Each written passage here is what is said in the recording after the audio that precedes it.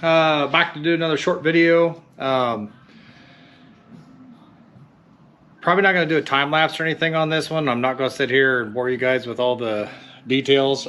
So I had a keel guard installed, keel guard, keel shield, gator guard, whatever you like to call it, on my boat. So when the dealership put it on, you know, they're supposed to start above the water line, below the bow eye.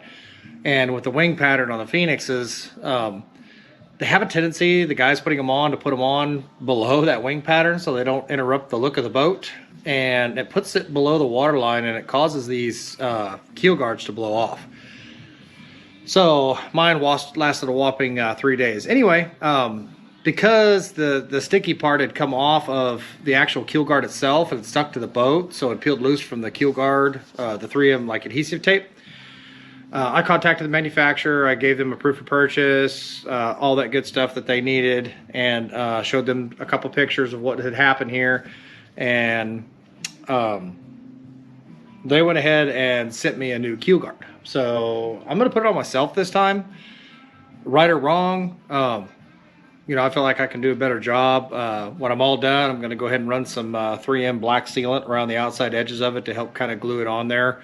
They didn't do anything like that before, and I think the water gets started behind it, and then it just blows it off of there. So, but super important with the boat ramps and the rocks and things like that to have something on there to keep from knocking big chunks out of the center of your keel. But while I'm at it, I'm going to do a little bit of buffing. But I'm going to show you guys kind of what it looks like underneath of here. So I'm going to use a plastic razor blade scraper. You can get these from AutoZone. But it's basically just a razor blade, but it's, you know, it's plastic so you don't scratch the boat.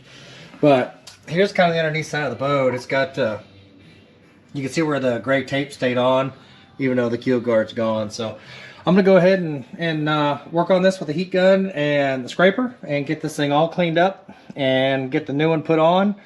And then, as you can see right here is the bottom of the wing pattern. They started at about 2 inches back, but the water line's considerably higher. You know, it's up closer to up here, so it doesn't have a choice but to blow off when it's coming off the plane or taking off. But you know, when it's just resting on the water in its normal stance. So, but anyway, that is what's gonna go down today, and I'm gonna stop this video, and I might go ahead and do a time lapse of it just in case it actually turns out good. But we'll get to it here at the end. I'll take some pictures of the final product when I put it on, and some of the steps that it takes. Once I get this all cleaned off, I'll kind of video more about what it takes to get it on there. So I appreciate it. Stay tuned for more.